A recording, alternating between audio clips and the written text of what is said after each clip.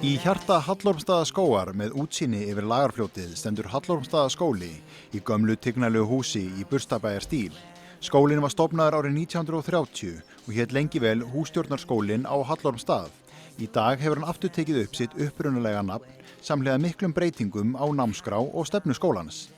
Námið, það mjög breytt. Við erum búin að leggja til hliðar núna hússtjórnarnámi í þeirri mynd sem það var orðið til dagsins í dag. Við erum meira búin að vera kannski að dusta rykið af gömlu námskránni frá 1930 og aðeins að kafa ofan í hvernig var verið að vinna með hráefni, með vinnsluaðferðir á þeim tíma. Og námið hefur náttúrulega tekið alveg gríðarlegum breytingum á þessum að verða 90 árum sem er búið að vera hérna við skólann. Það var fyrst 2 ára nám, bóklegt og verklegt og svo fór það niður í ár og svo önn. Og nú erum við komið með nýtt nám sem heitir sjálfbærni og sköpun og byggir svolítið á þessum 2 hugtökum. Sjálfbærni hugtakinu sem alveg gríðarlega stórt og viðamikið hugtak og við tengjum sköpunina með því að með nýsköpun og sköpun að þá kannski verður sjálfbærnin svona meiri partur, það hægt að nýta sköpunina í að innleiða meiri sjálfbærni í bara þitt eigið líf eða hafa áhrif á nærsamfélagið. Markmiðið með náminu að gera nemendur meðvitaða hvaðan hráefnið kemur, hringrás hráefna og siðfræði náttúrunytja, með áherslu á að nemendur öðlist færni í að fullnýta hráefni með viðurkenndum aðferðum. Það svolítið áhugavert að síðan við settum þetta nýja nám á stað sem við erum bara að byrja með núna á haustönn, að við höfum verið að svara fleiri fyrirspurnum á ensku heldur en íslensku sem að við höfum þá spurt okkur, eru við Íslendingar ekki alveg komin þangað sem við þurfum að vera í sjálfbærni hugsun? En ég held að unga kynslóðin, þau eru klárlega komin lengra en við eldri kantinum og þau hugsa allt öðruvísi og ég tel að við eigum von í þeim klárlega og þau hugsa svolítið meira hvernig verður þetta til framtíðar. Ef við höldum áfram að lifa eins og við gerum í dag og þá kannski spurning verður einhver framtíð. Og nú náttúrulega búið að reikna það út að hver Íslandingur lifir þannig að við þyrftum að, ef allir myndi lifa eins og Íslendingar í þessu neyslu samfélagi sem við lifum í dag, að þá þyrftum við 14 sinnum jörðin okkar til að lifa. Bryndís segir að sjálfbærni snúi ekki bara að ákveðnum umhverfisþáttum, heldur séu til dæmis efnahagslegir, félagslegir og menningarlegir þættir ekki síður mikilvægir þegar kemur að sjálfbærni. Við erum svolítið að reyna líka að standa hérna svolítið vörð lifandi handverk og eins og með vefnaðinn að þá erum við búin að vera lenda í vandræðum með það að fá íslenska vefnaðarkennara og erum núna með finnskan vefnaðarkennara. Það svolítið mikilvægt að við glötum ekki þessu handverki og við vitum að það mikill áhugi fyrir vefnaði og þetta kannski meira sem áhugamál en við þurfum líka að passa að varðveita það að það sé einhverju sem geta kennt þetta áfram. Þannig að þegar við sem neysluþjóð við erum að sækja vörur út allan heim og erum þá kannski á sama tíma að gleyma svona okkar menningararfi.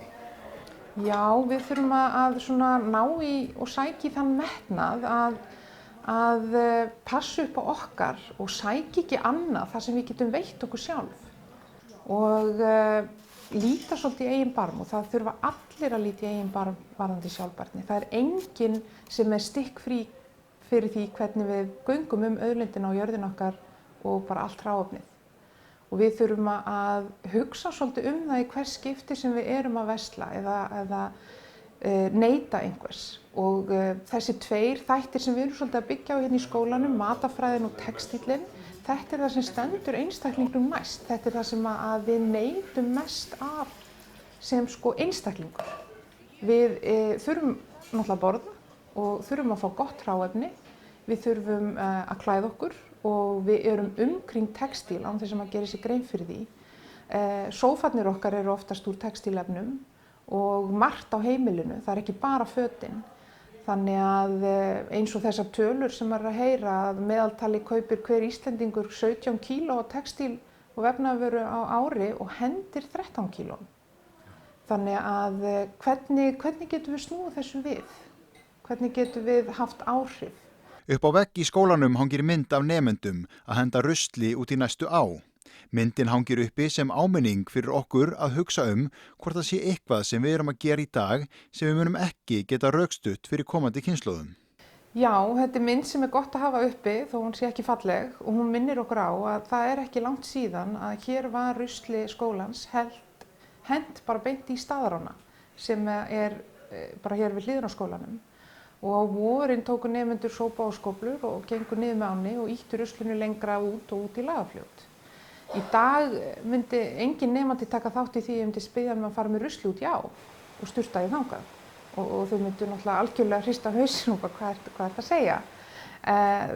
Eflaust og án efa erum við að gera fullt af hlutum í dag sem að eftir 10, 15, 50 ár að við munum hrista hausinn yfir og segja hvað vorum við að spá. Og það er eitthvað við þurfum að vakna. Það er ekki bara Greta Thunberg sem er að kalla á okkur og segja húsið okkar er að brenna. Við þurfum öll að fara að taka eitthvað skref. Við erum búin að taka skrefið, við erum hér fyrir ykkur og nemendur. Við vonum að þau séu svo áfram fyrir heiminn og verkefnin þeirra hreyfi við fólki.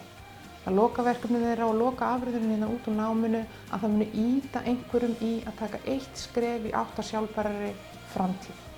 Að vera sjálfbær er lykilhugtak í bara allir framtíðarsýn og við þurfum að tileinka okkur það.